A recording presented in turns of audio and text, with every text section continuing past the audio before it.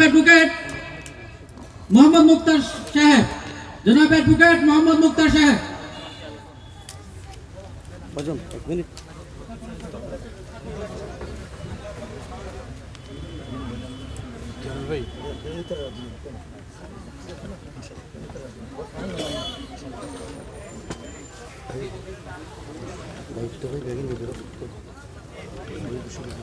দ্রুত দ্রুত আউযুবিল্লাহি মিনাশ শাইতানির রাজিম বিসমিল্লাহির রহমানির রহিম। হযরত গরিবে নওয়াজ স্মৃতি সংসদ কর্তৃক আয়োজিত পবিত্র ঈদ মিলাদুন নবী সাল্লাল্লাহু আলাইহি ওয়াসাল্লাম ও খাজা মঈনুদ্দিন চিশতি আজমিরি সেঞ্জারি রাদিয়াল্লাহু তাআলা আনহুর বার্ষিক উরুস শরীফ এবং অত্র এলাকার সকল মরহুম মরহুমাদের ইসালে সোয়াবের উদ্দেশ্যে উদযাপন উপলক্ষে আজিমুস শাহ সুন্নি সম্মেলন 2025-এর সম্মানিত সভাপতি, সম্মানিত উদ্বোধক, সম্মানিত বিশেষ অতিথিবৃন্দ, প্রধান বক্তা, আলোচকবৃন্দ এবং অত্র এলাকার মুরব্বীরা, নওজোয়ান ভাইয়েরা, আসসালামু আলাইকুম ওয়া রাহমাতুল্লাহি ওয়া বারাকাতুহু। আমাকে আপনাদের কাছে শুভেচ্ছা বিনিময় করার জন্য বলা হয়েছে। আসলে মাহফিলে এসেছি আপনাদের কাছে পরিচিত হওয়ার জন্য, ভোট চাইতে আসিনি। শুধুমাত্র আপনাদেরকে এটুকু বলবো, আমরা আহলে সুন্নাত ওয়াল জামাতের অনুসারী যারা, আমরা সুন্নি যারা আছি, সব সময় আমাদেরকে বিভিন্ন দল মতের মানুষরা আমাদেরকে ব্যবহার করে তাদের উপর ওঠা সিঁড়ি হিসেবে ব্যবহার করেছে। আমরা সুন্নিরা আমাদের অধিকারগুলিকে আদায় করে নিতে পারি নাই। আল্লামা নুরুল ইসলাম ফারুকী হতে শুরু করে সর্বশেষ মৌলানা রইসউদ্দিন হত্যা হয়েছে, আমরা তাদের বিচার পাই নাই। বিচার না পাওয়ার কারণ হচ্ছে, যেখানে বিচার হবে, যেখানে আইন প্রণয়ন হয়, সেখানে আমাদের কোনো লোক নাই। এভাবে চলতে থাকলে আজকে আপনারা যা মাহফিল করছেন, বিভিন্ন দরবার আজকে হুমকির মুখে আছে। বিভিন্ন বড় বড় দরবার ফেসবুক খুলে দেখা যায় এইসব দরবারকে গুড়িয়ে দেওয়ার, ভেঙে ফেলার হুমকি দেয়। এই দেশে ইসলাম এনেছে, এই দেশে ইসলাম প্রচার করেছে আউলিয়া একরামের মাধ্যমে। এই আউলিয়া একরামকে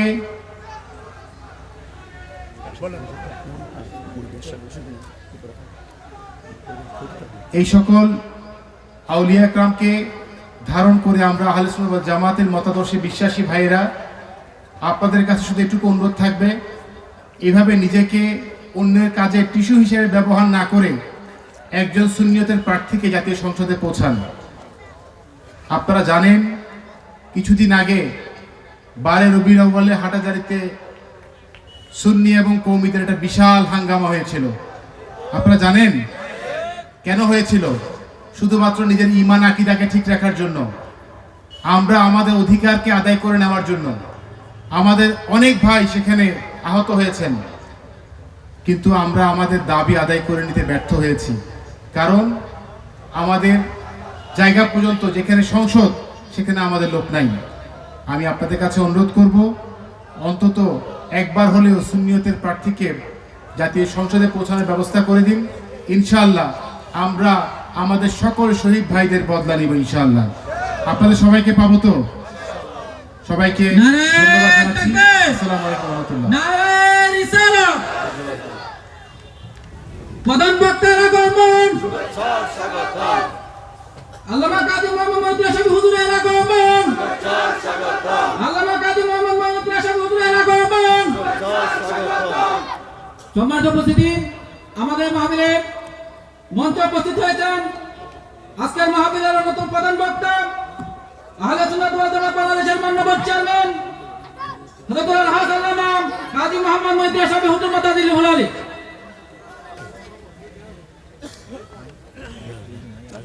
এই পর্যায়ে শুভেচ্ছা বিনিময় করবেন আজকের মাহফিলের সম্মানিত উদ্বোধক, দোসিয়া কমিটি বাংলাদেশ ইউনিয়ন কারিয়া শাখার সম্মানিত সহসভাপতি, বিশিষ্ট নবীর আলহাজ মোহাম্মদ রাশিদুল আলম চৌধুরী সাহেব, বিশিষ্ট নবীর আলহাজ মোহাম্মদ রাশিদুল আলম চৌধুরী সাহেব, أعوذ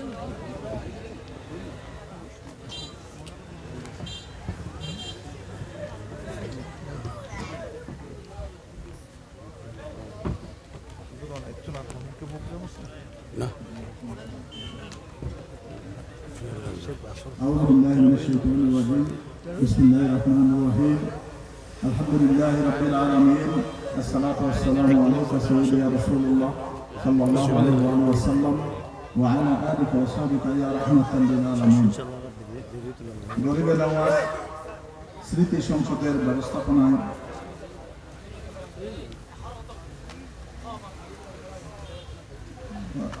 পবিত্র ঈদে মিলাদুন্নবী সাল্লাল্লাহু আলাইহি ওয়াসাল্লাম হযরত খাজা মুহিউদ্দিন চিশতি রাহমাতুল্লাহ আলাইহির বার্ষিক ঈদ শরীফ উপলক্ষে আয়োজিত আজকের আজিমুশান সুন্নি সম্মেলনের সম্মানিত সভাপতি, প্রধান অতিথি এবং আজকের প্রধান বক্তা, মঞ্চ প্রতিষ্ঠ ওলামায়ে কেরাম, মঞ্চের সামনে উপস্থিত আমার পিতৃতুল্য মুরব্বিবৃন্দ, আসসালামু আলাইকুম ওয়া রাহমাতুল্লাহি ওয়া বারাকাতুহু।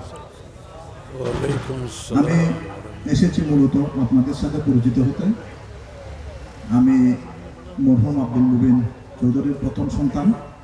দীর্ঘদিন আসলে প্রবাসে ছিলাম, বর্তমানে দেশে কাটিরহাট মুহিদুল ইসলাম ডিগ্রি মাদ্রাসা পরিচালনা এবং হাদুরকির তজবিদুল কোরআন মাদ্রাসা পরিচালনার সাথে জড়িত, গৌসিয়া কমিটির সাথে জড়িত। তো বর্তমানে সমাজসেবা এবং বিভিন্ন সামাজিক কর্মকাণ্ড নিয়ে আছি। আপনারা আমার জন্য দোয়া করবেন। একটা কথা, যেখানে যখন এসেছি 1 মিনিট একটা কথা বলি। বিভিন্ন প্রতিষ্ঠান, সামাজিক প্রতিষ্ঠান, বিভিন্ন কিছু পরিচালনা করতে গিয়ে আমার যে ন্যূনতম অভিজ্ঞতা হয়েছে, আসলে আমরা দুনিয়াতে আমাদেরকে আল্লাহ পাঠিয়েছেন, অবশ্যই আমাদেরকে এমনি এমনি পাঠাননি। একটা কীট পতঙ্গ থেকে শুরু করে, জানোয়ার থেকে শুরু করে প্রত্যেকটা কিছু কিন্তু সৃষ্টি করার পেছনে একটা উদ্দেশ্য আছে। কিন্তু প্রত্যেকের সৃষ্টি জগতের প্রত্যেকে কিন্তু প্রত্যেকের যে কর্তব্য, আমি মনে করি সবাই পালন করতেছে। কিন্তু আমরা আসলে ইসলাম ধর্মে, আমরা মুসলিম দাবি করি এবং আমরা ইনসান, মাখলুকাতের মধ্যে আমরা সর্বশ্রেষ্ঠ।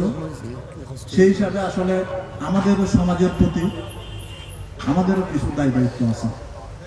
সেই হিসাবে যেমন সমাজের শিক্ষকরা ভালো মতো শিক্ষকতা করবে, সুশিক্ষিত জাতি গঠনে এরা ভূমিকা রাখবে, আলেমেরা দিন সম্পর্কে আলোচনা করবে, মানুষকে দিনের পথে আনবে।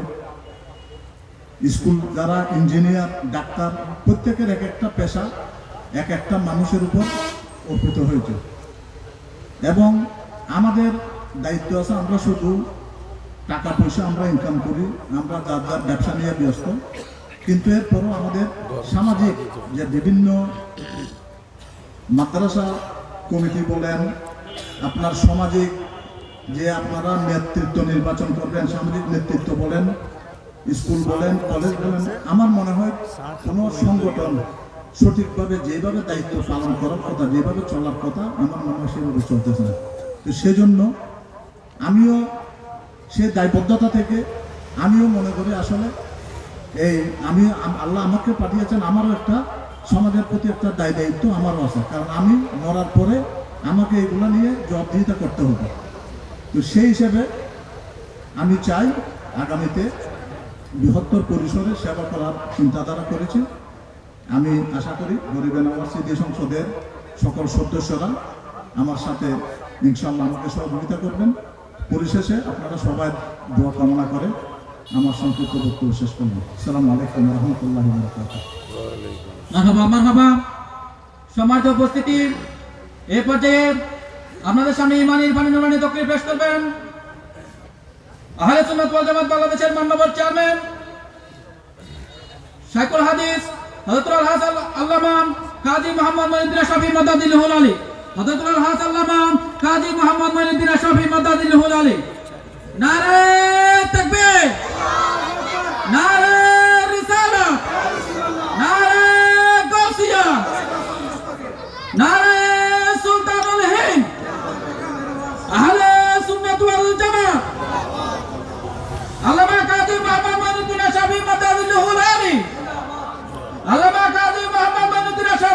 وذله ناري. আসসালামু আলাইকুম ওয়া রাহমাতুল্লাহি ওয়া বারাকাতুহু। আপনারা সবাই কি জবাব দিয়েছেন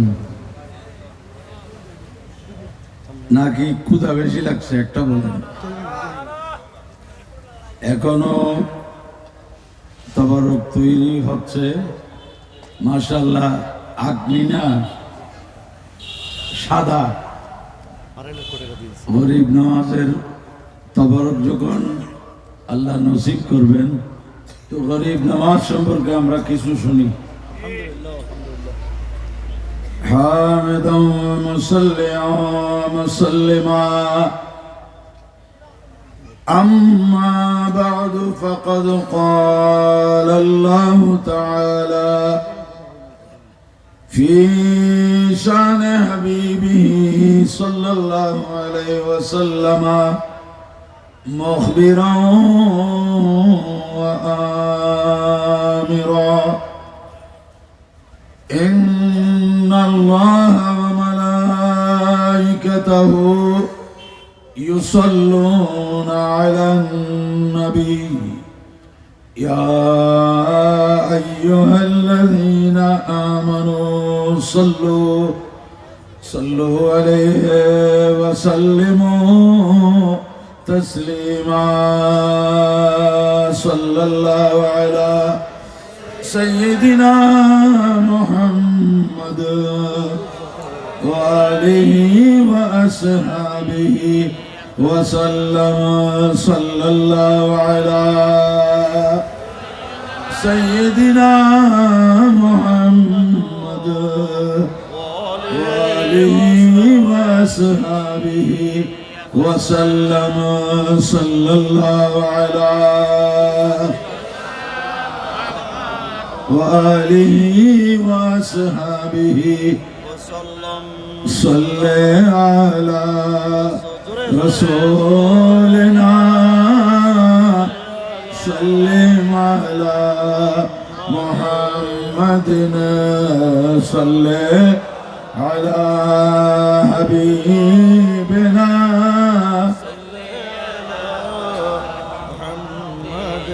وجنتے تو کچھ نہ تھا وجو نہ ہو تو کچھ نہ ہو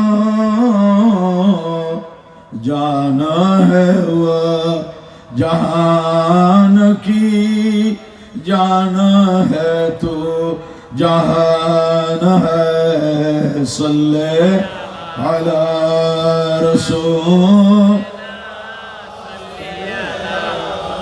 محمد صلی علی حبیبنا پیش نظر ونو بہار سجدے کو دل ہے بے قرار روکیے سر کرو کیے آئے امتحان ہے صلی علی رسول محمد صلی علی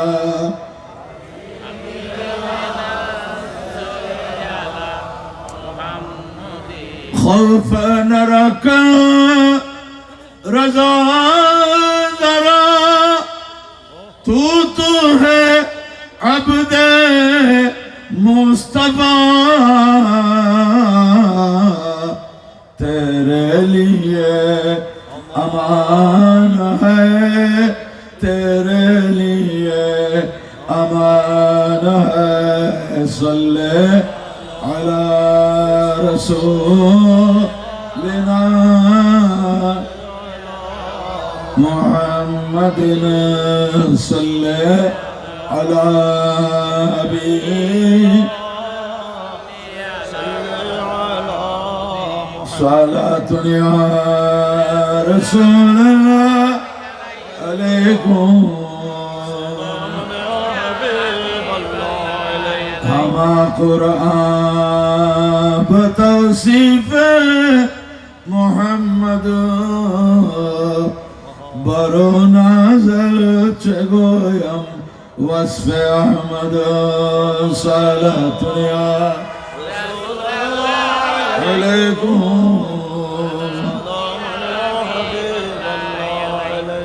हमा ताज़ीम रवा बहरे मोहम्मद बजुज गुफ्तन खुदा ज़ाते अहमद सलातुया अलैकुम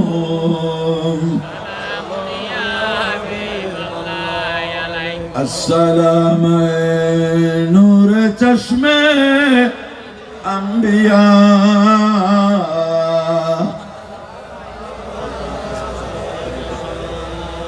गौसे आज़म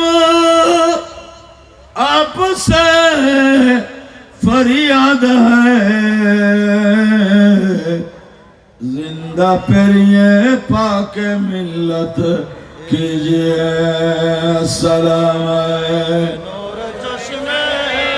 अंबिया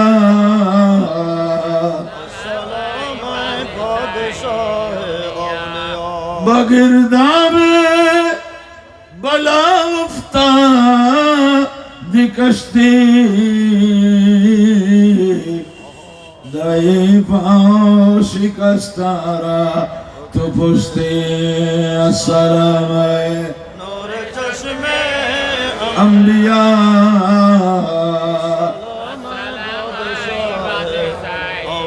बेहक ख्वाजा उस्मान हारूनी मदद कुनिया मुइनत नचिश्ते अस्सलाम अंबिया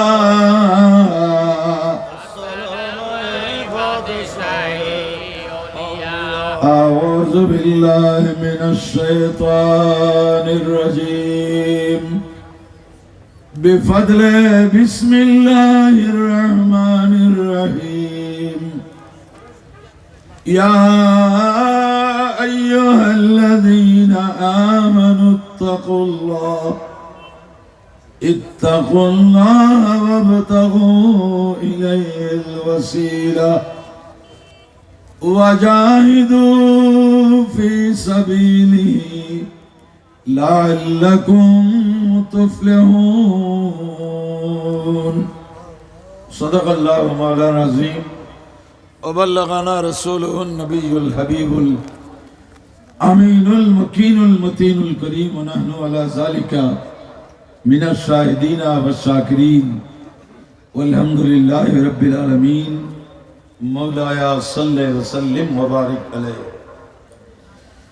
गरीब नवाज স্মৃতি সংসদ এর ব্যবস্থাপনায়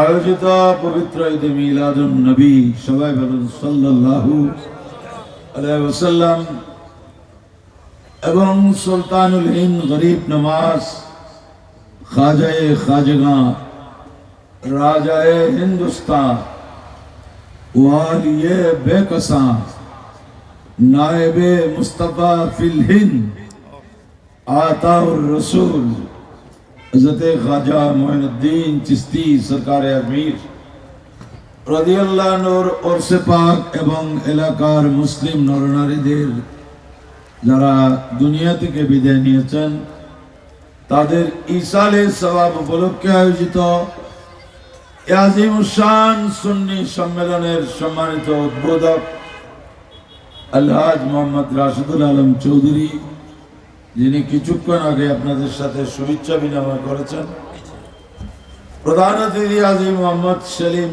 সিআইপি, সম্মানিত অতিথিবৃন্দ, হযরত উলামায়ে আহলে সুন্নাত, বিরাদরান দ্বীন ও মিল্লাত, আশিকানে মুস্তাফা, সবাই বলুন সাল্লাল্লাহু আলাইহি ওয়াসাল্লাম। শাহিদানে আউলিয়া ইকরাম রাহমানি ওয়া রাহমাকুমুল্লাহ তাআলা, আলহামদুলিল্লাহ মাগরিবের নামাজের পরে মুজাহিদ মিল্লাত হযরত আল্লামা মাওলানা আবুল কাসেম নূরি মুতাজিলুল আলী তাকরীর করেছেন। এরপর আহলে সুন্নাত ওয়াল জামাতের উদীয়মান আলেমে দ্বীন হযরতুল আল্লামা মাওলানা যায়নুল আবেদিন আল কাদরি তাকরীর করেছেন। আজকের আয়োজন মূলত খাজা গরিব নওয়াজ রাদিয়াল্লাহু আনহু স্মরণ করার জন্য। সুবহানাল্লাহ। আমরা আল্লাহকে স্মরণ করব, ওনাদেরকে কেন স্মরণ করতে হবে? আউলিয়া ইকরামকে কেন স্মরণ করতে হবে? আমরা আল্লাহর জিকির করি,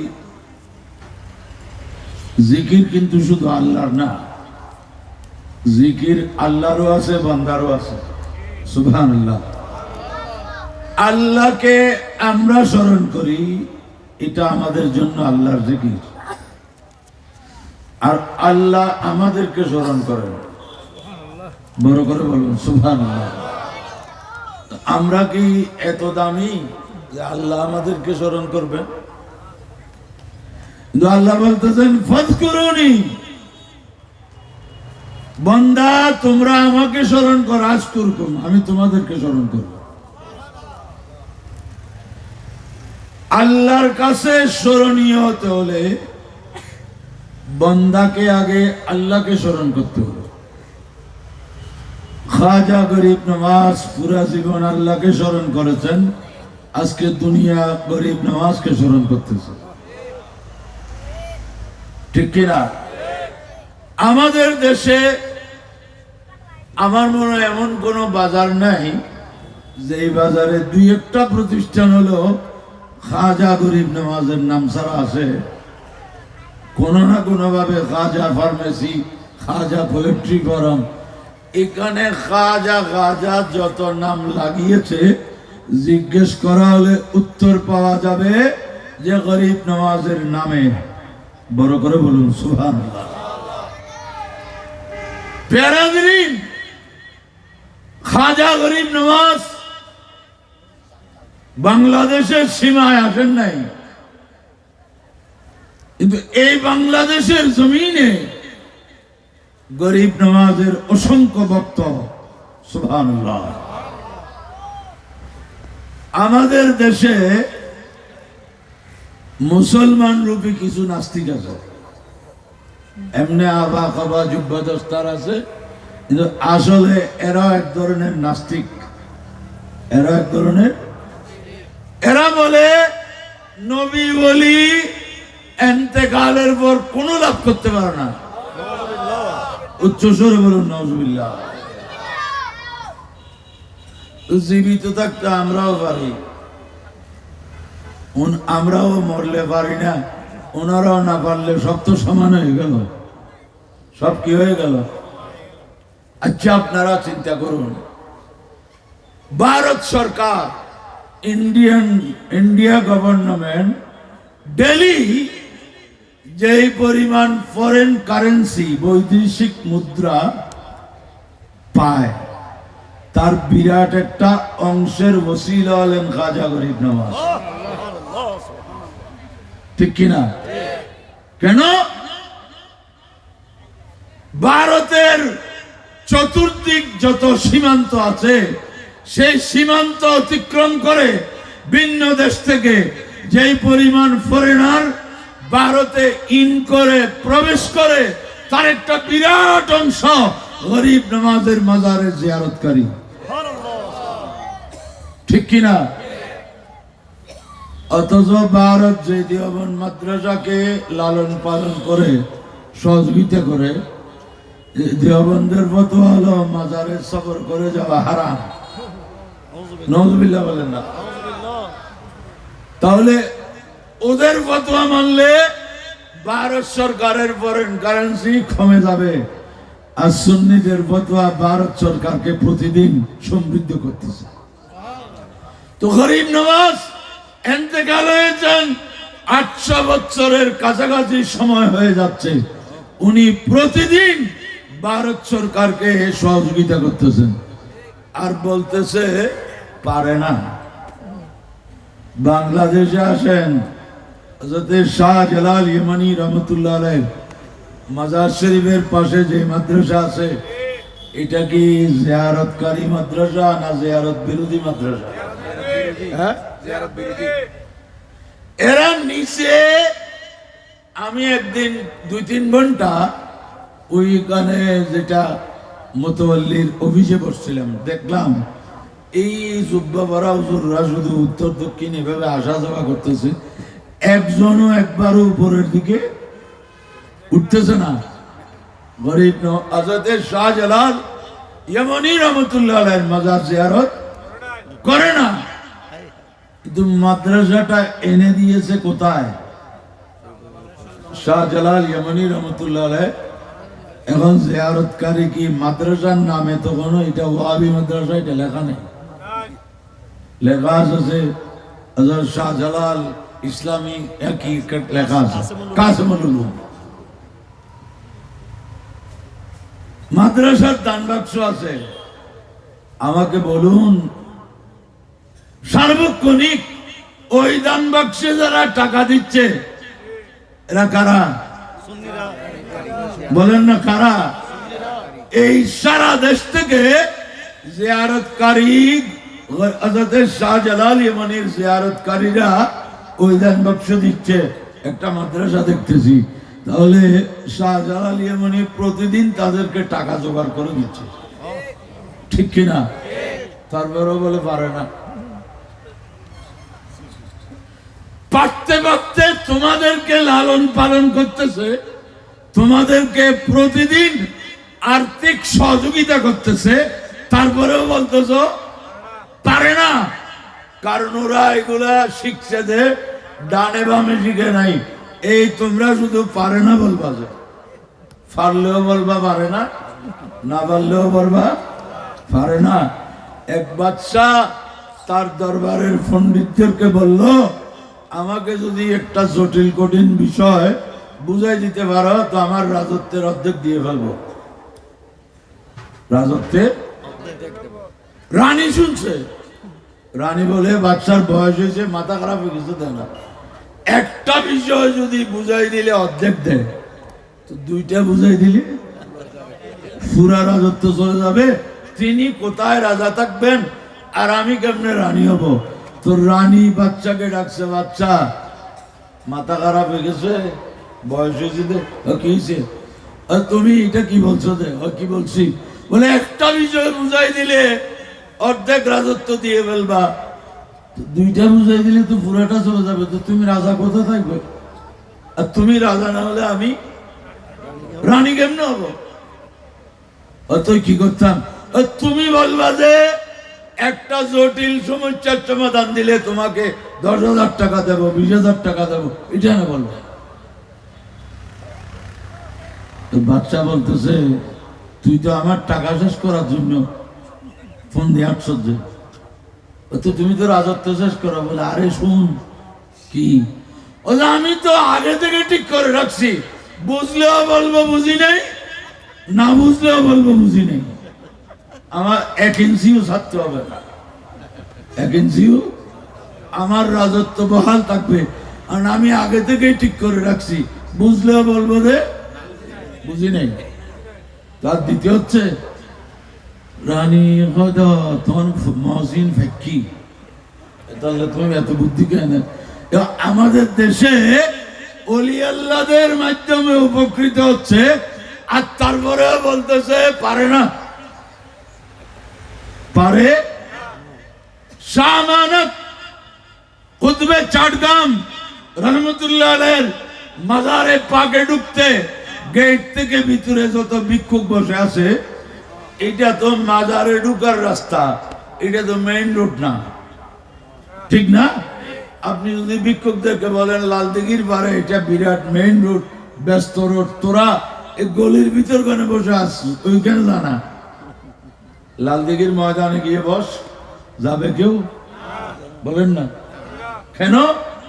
এরা বলবে আমাদেরকে তুমি খালি বসায় রাখার জন্য, ওইখানে কেউ দিবে না, এই শাহ আমানতের দুয়ারে বসলে দিবে। যে বড় করে বলুন সুবহানাল্লাহ। ওইখানে আমাদের এইরকম জানা আছে, এ আসছে 2-4 বছরে খরা লেংরা, এখন বুড়ো হয়ে গেছে, ট্রলারের মালিক। কিসের মালিক? কিন্তু ওই দুয়ার সারে নাই। বাঁশখালী ফার্মেসিয়া এই এলাকার অনেক আছে। কেন আজাদের শাহ আমানত রহমতুল্লাহ আলাইহির মাজারে শুয়ে শুয়ে এমন হাজারো ফ্যামিলি চালাচ্ছেন যাদের জন্য দেশে কোনো কাজ নাই। আদা তুরুর কোনো কাজ আছে না বাংলাদেশত? শিক্ষিত মানুষের উপযুক্ত মানুষের কাম নাই, আদা তুরুর কত কাম। ইউনুর পরিবার চালাত দইবে মাজারে শুই শুই। বড় করে মানুষ তগত না পারে, তগত যে আরে দিলেন যে এত বারণের বড় না পারেন কা, ওই তারা সবক পেয়েছে দেখান, পাইলেও কবিজি না পারে, না পাইলেও কবিজি কি না পারে। প্যারাদ্রিক উপমহাদেশের ইতিহাস আপনারা পর্যালোচনা করুন। উপমহাদেশে কোন নবীর আগমন ঘটছে তার কোনো প্রমাণ নাই, কিন্তু উপমহাদেশে আজকের বিশ্বের মুসলিম জনসংখ্যার 1/3 বেশি এই উপমহাদেশে। এত মুসলমান কেমনে হলো? ক্ষেত এমনি হয় না, অগাছা বলেন না, অগাছা এমনি হয়, ক্ষেত এমনি হয় না। আপনি ক্ষেত না করলে অগাছা উঠবে কিনা এই জন্য চিন্তায় থাকতে হবে না। মাসখানিক পর দেখবেন আপনার জমিন ফুরে গেছে, কেউ রোপণ করে নাই। অগাছা এমনি হয়, ক্ষেত মানুষের বাগানে ক্ষেত হচ্ছে মুসলমানগণ, বাকি তো অগাছা। যারা আল্লাহকে চিনে নাই, রসুলকে চিনে নাই, এরা তো ক্ষেত না, এরা তো অগাছা। তাহলে এই উপমহাদেশে এই ইসলামের ক্ষেত কারা করলেন? আজকের মুসলমান এত নিমক খারাপ। আজকে যারা এই কথা বলছে আজমির শরীফ যাওয়া বেদাত, ওলি আল্লাহদের মাজারে সফর করে যাওয়া না যায় হারাম, এরা একটিবারও চিন্তা করলো না এই দেশের কামের মুশরিক বেদিন ইসলামের আলো কাদের মাধ্যমে পেল।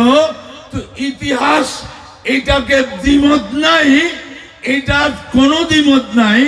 এই উপমহাদেশ নয়, সারা বিশ্বব্যাপী ইসলাম ঈমান এগুলো মানুষকে মানুষের কাছে, মানুষের হৃদয়ে, মানুষের অন্তরে ঢুকিয়ে দিয়েছেন আউলিয়ায়ে কেরাম। যতক্ষণ কোন মুসলিম এইটা বুঝবে না যে আমি যে ধর্মের অনুসারী, এর চেয়ে ইসলাম ধর্ম শক্তিশালী, ইসলাম ধর্ম সত্য বেশি, এর আগ পর্যন্ত যে বাপদাদার দিনের ধর্ম ছাড়বে না। এটাই নিয়ম। প্যারাদিন ভারতে মানুষ মুসলমান হয়েছে কোরআনে পাক পড়ে নয়, হাদিসে পাক পড়ে নয়, ফিকহ ফতোয়া পড়ে নয়, ইসলামের ইতিহাস পড়ে নয়, বরং এগুলা পড়ছে মুসলমান হওয়ার পর। মুসলমান তো মুসলমান কেমনে হলো? কি দেখে হলো? প্যারাদিন সুলতানুল হিন্দ গরিব নওয়াজ, খাজায়ে খাজগা, রাজায়ে হিন্দুস্তান, খাজা মঈনুদ্দিন সরকারে আজমির রাদিয়াল্লাহু আনহু প্রথমে ইলমে দ্বীন অর্জন করেছেন। ইলমে দ্বীন, কোরআন, হাদিস, ফিকহ, ফতোয়া, আকায়েদ, ইসলামী জ্ঞান অর্জন করে তারপর উনি খাজা উসমানে হারুনি রাদিয়াল্লাহু আনহুর হায়াতে হাতে দস্তে পাকে বায়াত হয়েছেন। সুবহানাল্লাহ। 20 বছর আপন পীরের খেদমত করেছেন। ওনার প্রয়োজনীয় সামগ্রী মাথায় নিয়ে নিয়ে পীরের পিছনে 20 বছর ছিলেন। হযরতের খাজা ওসমানে হারুনি শেষ পর্যন্ত বাইতুল্লাহ শরীফে গিয়ে বললেন, ইয়া আল্লাহ, আমার জীবনের এই সম্পদ এই মঈনুদ্দিন তুমি বুঝে নাও। মঈনুদ্দিন, কিয়ামতের দিন আল্লাহ আমাকে যদি বলে কি নিয়ে আসছো, তো আমি তুমি মঈনুদ্দিনকে পেশ করবো। নারায়ে তাকবীর, আল্লাহু আকবার, নারায়ে রিসালাত, ইয়া রাসূলুল্লাহ, নারায়ে গাউসিয়া, ইয়া গাউসে আযম মুসলিমিন, নারায়ে সুলতানুল হিন্দ, উলামায়ে আহলে সুন্নাহ, আল্লামা কাজী মাইনুদ্দিন আশরাফি, খাজা গরিব নওয়াজ আপন পীর ও মুর্শিদের ইন্তেকালের পর গরিব নওয়াজ মদিনায় পাকে চলে গেলেন। কারণ উনি জানেন আল্লাহর সমস্ত নেয়ামত এখান থেকে বণ্টিত হয়। সুবহানাল্লাহ। গাউসিয়ত, কুতুবিয়ত, আবদালিয়ত, বেলায়েত, দুনিয়ার সালতানাত সবকিছু গোটা কারখানায় কুদরত, আল্লাহর জগতের যত সিদ্ধান্ত সব আমার নবীর দরবার থেকে যায়। হযরত শাহ আব্দুল আজিজ মুহাদ্দিসে দেহলভী রহমাতুল্লাহ আলাইহি আলাম নশরাহ লাকা সাদরাকার তাফসীরের মধ্যে রাসূল পাকের সিনায়ে পাকের যে বর্ণনা দিয়েছেন, আল্লাহু আকবার। ওয়াদানা जिसकी हर बात वही खुदा, चश्मा इल्म हिकमत पे लाखों सलाम, मुस्तफा जाने रहमत, लाखों सलाम, शमे बज़ में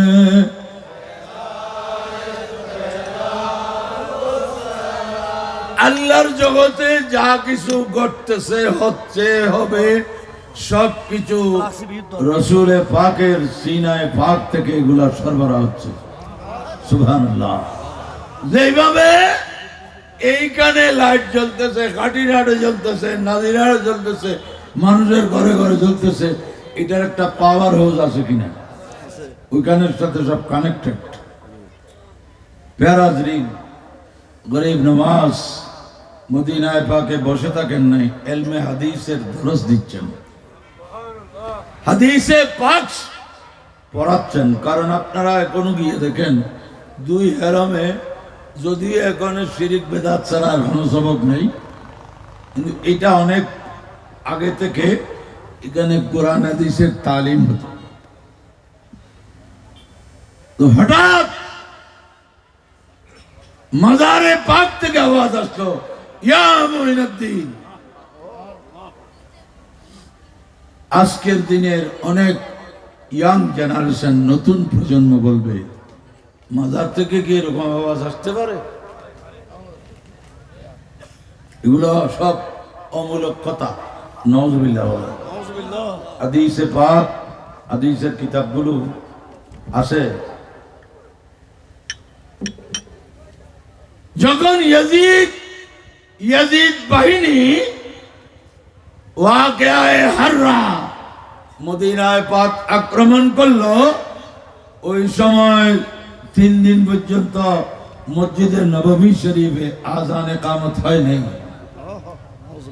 আজান ইকামত জামাত হয় নাই। ইয়াজিদিরা মসজিদে নববী শরীফে ওট, গাদা, ঘোড়া এগুলা বানছে, এগুলা পেশাব পায়খানা করে অপরিষ্কার করে ফেলছে। নাউযুবিল্লাহ বলেন না। আজান ইকামত নাই। হযরত সঈদ ইবনুল মুসাইয়্যিব সম্মানিত তাবেঈ, উনি বলছেন আমার চুকে বরদাস্ত হচ্ছে না, আমার নবীর রওজায়ে পাকের আশেপাশে এমন অত্যাচার। ইনি বলেন আমি পাগল সেজে গেলাম। সুবহানাল্লাহ। আসলে ফল নয়, ফল কি? সাজ্জিদে ওইন পরিষ্কার করে ফেললে এদিন পরিষ্কার করেন পায়খানা পেশাব। উনি বলছেন যখন আজানের সময় হয় তো রোজায়ে পাক থেকে আজান ইকামত এর আওয়াজ আসে, আমি সেইটা দেখে সেটা শুনে নামাজ পড়েছি।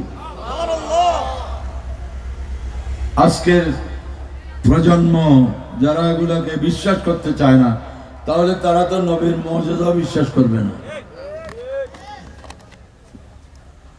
সহি রওয়ায়াত গুলোতে আছে, আচ্ছা পাথর সালাম দিছে রসুলের পাককে, এটা মুসলিম শরীফের হাদিস। কিসে সালাম দিছে? রসুলের পাককে পাথর, মুসলিম শরীফের হাদিস। হযরত ইমামে মুসলিম ওনার উস্তাদ ইমাম আবু বকর ইবনে আবি শাইবা থেকে, উনি ইব্রাহিম ইয়াহইয়া ইবনে আবি বুকায়ের থেকে, উনি ইব্রাহিম বিন তাহমান থেকে, উনি হযরতে সিমাক বিন হারব থেকে, উনি হযরতে জাবির ইবনে সামুরা রাদিয়াল্লাহু তাআলা আনহু থেকে হাদিস রওয়ায়াত করেছেন। সরকারে কোন মকান সাল্লাল্লাহু আলাইহি সাল্লাম বলছেন, উম্মত ইন্নী লা আরিফু হাজরাম বিমক্কা, আমি মক্কা শরীফের একটি পাথরকে চিনি। সুবহানাল্লাহ বলেন না? এটা কথাকার আমার নবী, আমার প্যারা রাসূল বলতেছেন, ও আমার সাহাবারা শুনো, আমি মক্কা শরীফের একটি পাথরকে চিনি।